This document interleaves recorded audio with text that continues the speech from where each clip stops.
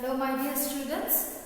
So now we are going to discuss about in session 2 the classification and characteristics of settlements. Okay. In our last session, that was in session 1, we have discussed about what do you mean by settlement and the origin and the growth of the settlements. So now here we are going to discuss about the classification and characteristics of settlement. So now classification. Yes. So in our last session, that was in session 1, we have discussed about that depending on the occupation of the people, depending on the mode of their economic activities, the settlement can be divided into broadly into two types. What are these? Number 1, that is rural settlement. Rural settlement, and number 2, that is what? Urban settlement. These are the chiefly main two types of settlements. Main chiefly two types of settlements are what? Rural and urban. So how can we say a particular settlement is a rural type of settlement or an urban type? When we will observe the economic activities. Now what economic activities? Economic activities means what? The activities through which the people earn their livelihood. Is it clear? That means their income source, their mode of income. How the people used to get their income source, or they used to do the activities to earn income, to run their family, to run themselves. These processes known as what? Economic activities. In simple term, we can say that means the activities by which the people earn money. In simple terms, nowadays, if we see about nowadays, in simple term, we can say that the activities or the process through which the people used to get money, and why we need money? Only to run ourselves, only to run our families. Is it clear? So, and on that particular basis, we can say the rural settlement and the urban settlement. So, the people, especially living in the rural areas, they used to depend on nature, on agricultural activities. Now, these agricultural activities, we can say the primary occupations.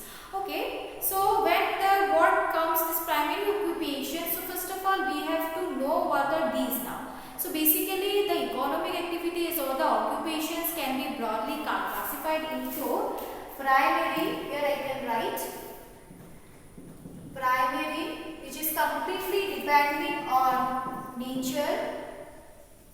Then we can say secondary occupation. It is quite depending on trade in manufacturing sector. Manufacturing sectors. Next, we can say in tertiary occupation, tertiary sector might depend on this trade in commerce, business, etc. Trade in commerce. We can say business. We can say transport. We can say service. Okay. Next come the quaternary occupation or quaternary sector. It's quite depend on the principles, then high officials. Okay. Then we can say that the mass communication also. Next is what? Queenary. So queenary is quite basically, we can say, skilled officials or skilled professionals. Skilled professionals. Here I am just giving you some kind of, only to know all these things, because in economic geography, in our next part, chapter 5, economic geography, or we will learn in a detailed way. But to understand the occupation, I'm giving one outline. Is it clear? So primary means what? Totally depending on the nature. Totally depending on nature. When we do some kind of activity, some kind of occupation to earn our livelihood, this is known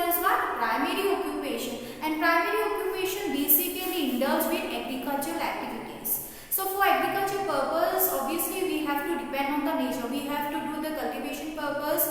We have to do some kind of allied activities. Allied activities means what? Suppose poultry and for this dairy farming and rearing of that cattle. All these things we can say. Next in secondary occupation means what? It is quite related with the manufacturing sectors.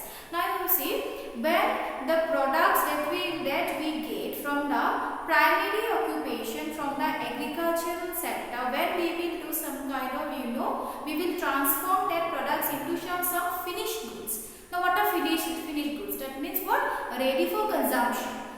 Suppose if I will give you one example. Now we are using wooden things, isn't it? Suppose for a table, for a chair, of wooden chair or table, what is the raw material used in that particular table and chair, that pair of table and chair?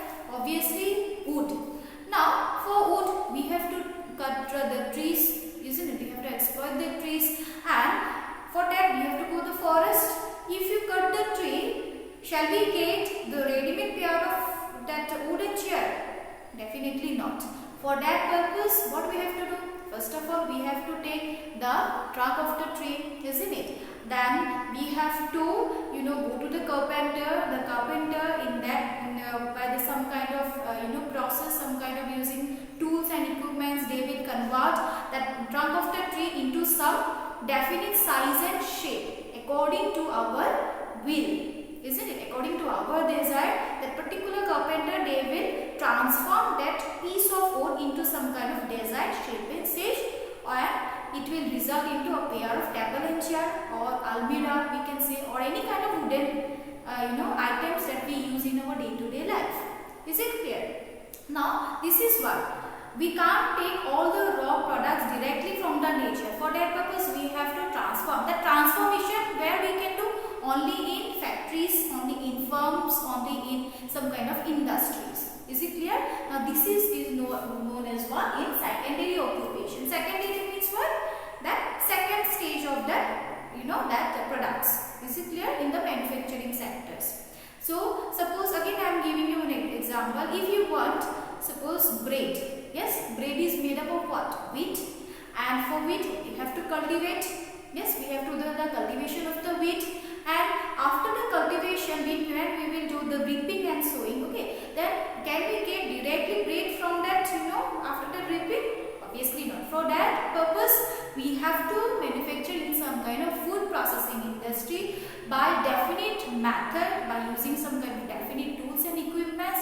The wheat can be transformed into bread, which we can directly consume, packaging goods, isn't it? So this is what, where the wheat will be produced, obviously in some kind of manufacturing firms or manufacturing industries. Yes, firms means not F-A-R-M-S, it is F-I-R-M-S, isn't it? The low level of the very low type of industry we can say. That means very small type of industry we can say firms. And next we can say the tertiary sector. Now what is tertiary? Tertiary means what? It is quite related with trade and commerce, business, related with the service sectors also, related with the transport and communication sectors. So quaternary means what?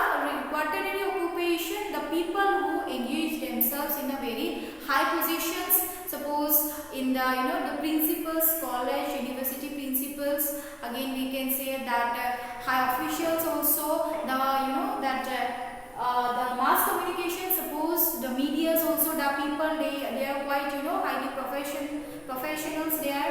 And above the quaternary there is yet another type of occupation known as what? Quinary. Quinary means the topmost type of occupation or economic activities where only the skilled professionals are indulged.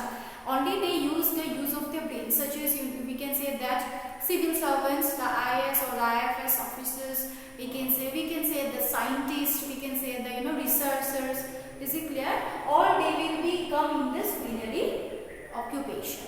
Okay.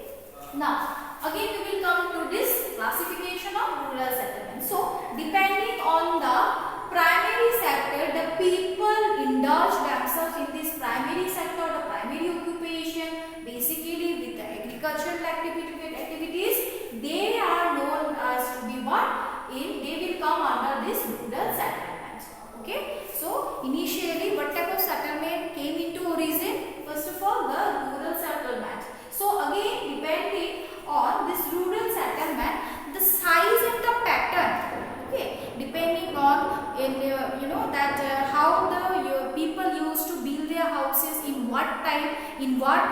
in what size, all that things are known as what? Pattern of settlement.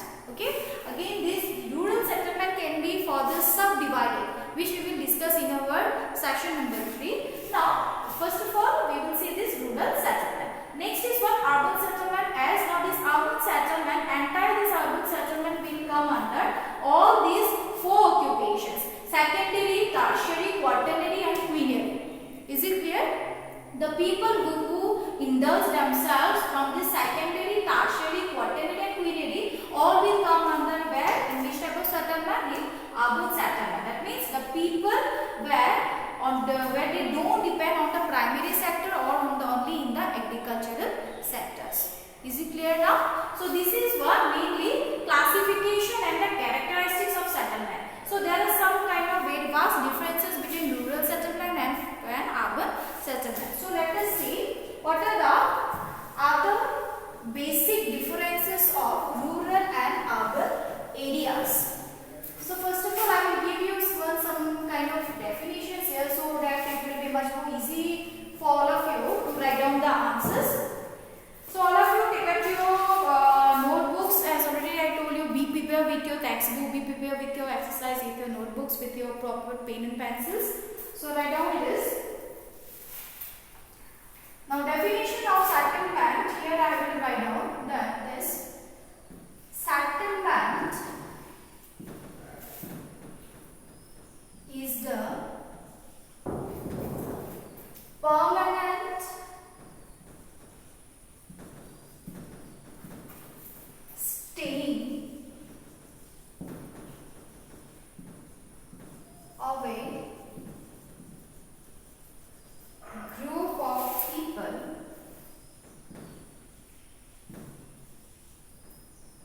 in a particular place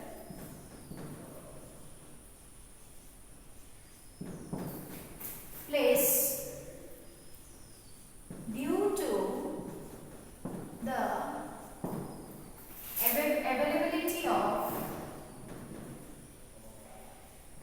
availability of basic necessities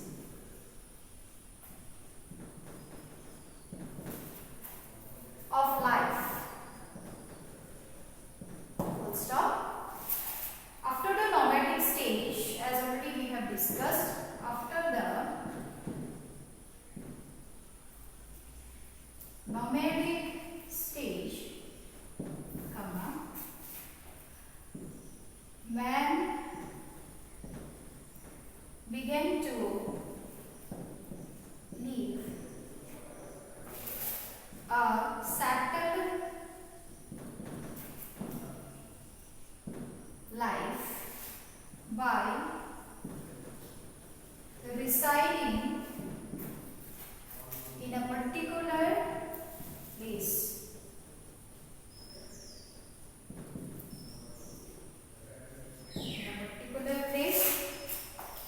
As time went,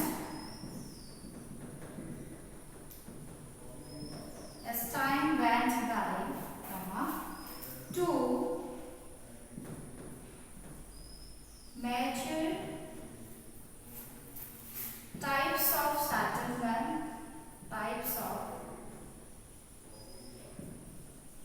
settlements came up in the world.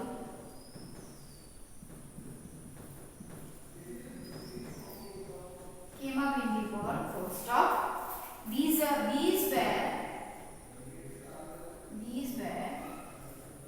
rural settlement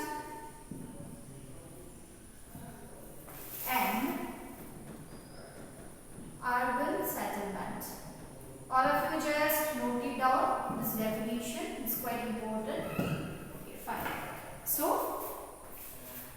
all of you just write it down. The settlement is the permanent staying of a group of people in a particular place due to the availability of basic necessities of life. Full stop. After the nomadic stage, we have discussed in our first session what are nomads. So after After the nomadic stage, man began to live a settled life by residing in a particular place. Full stop.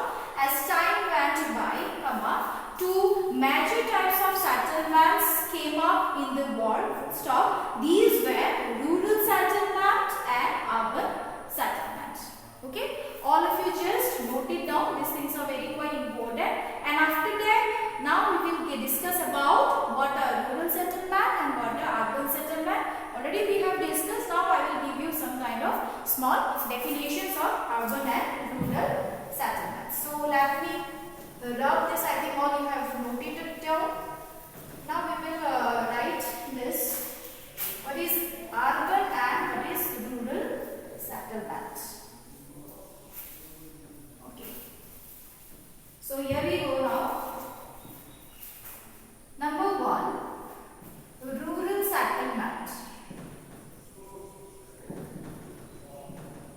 Rural settlement. Okay. The concentration of people. The concentration of people in the rural areas because of the possibility of the agriculture, because of the possibility of agriculture and cottage industries. Now this thing we have to learn, cottage industries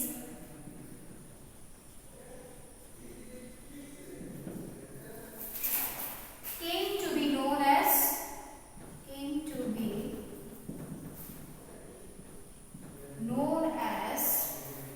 rural settlement.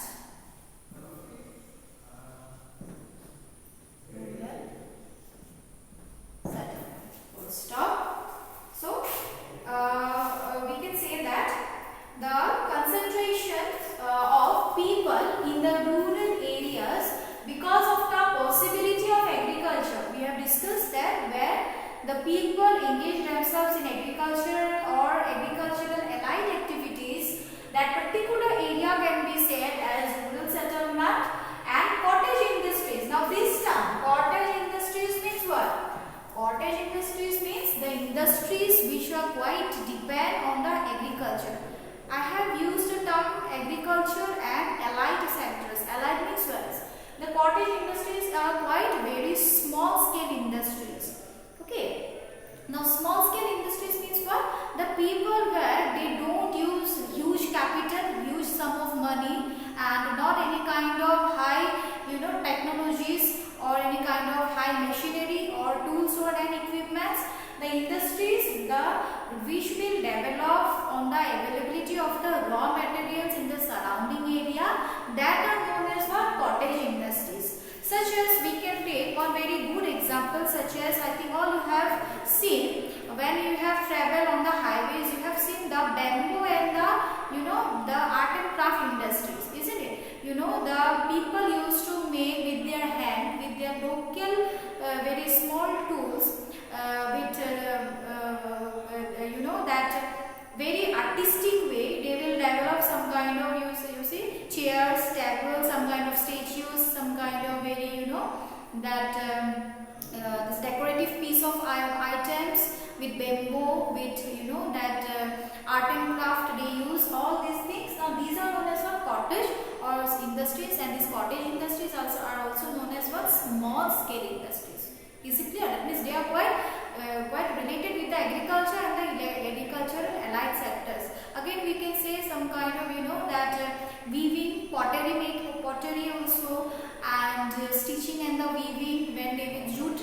Okay, from this jute they will use some kind of very decorative piece of items, bags also, and all these things can be done in this cottage industries and came to be known as the rural settlement. So this is quite a very good definition of the rural settlement, where the people engage themselves in some kind of agriculture and that entire settlement, when the people used to reside, settle in that agricultural or the rural area, this entire process is known as a rural settlement. Is it clear?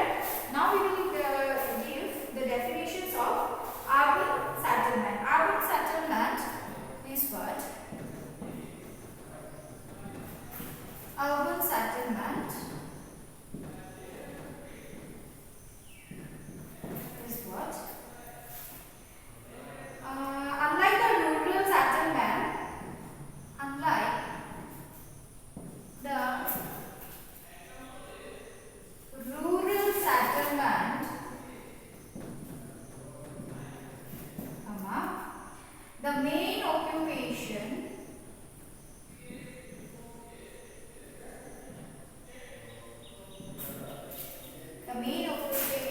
of the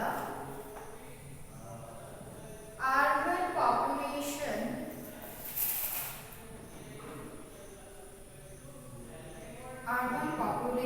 is secondary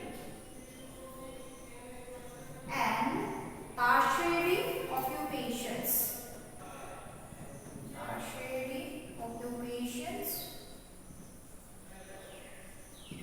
Such as trade and commerce,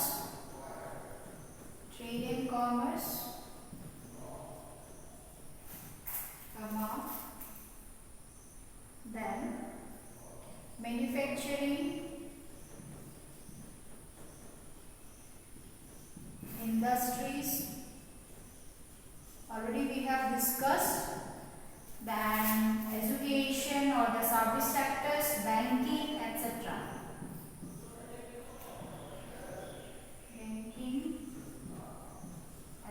Okay. Urban settlement is what? Unlike the rural settlement, the main occupation of the urban population is what? Secondary and tertiary occupations such as trade and commerce, manufacturing industries, education, banking sector, and service sectors. Is it clear now? So already we have discussed what are secondary